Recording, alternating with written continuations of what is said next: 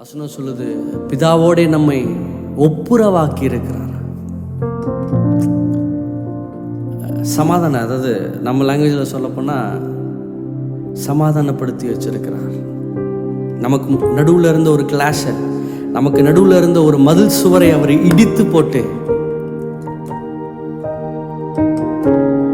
அந்த வசனம் அழகா சொல்லுது, கையெழுத்தா இருந்ததை செவிற்றை அவர் குலைத்து போட்டு அது நடுவிலே இராதபடிக்கு அதை முற்றிலுமாய் தகர்த்து போட்டார்.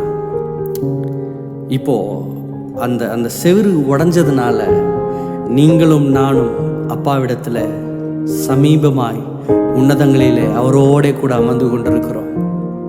எத்தனை பேர் சொல்றீங்க, அப்பா என்ன நீர் பிரித்தெடுத்திருக்கிறீர், இந்த உலகம் என்ன என்ன என்ன விதத்தில் பார்க்கட்டும், என்ன பாவியாக பார்க்கட்டும், இல்லை கேவலமானவனாக பார்க்கட்டும், இவனா அப்படின்ற நிலைமையில பார்த்தாலும் நீர் என்னை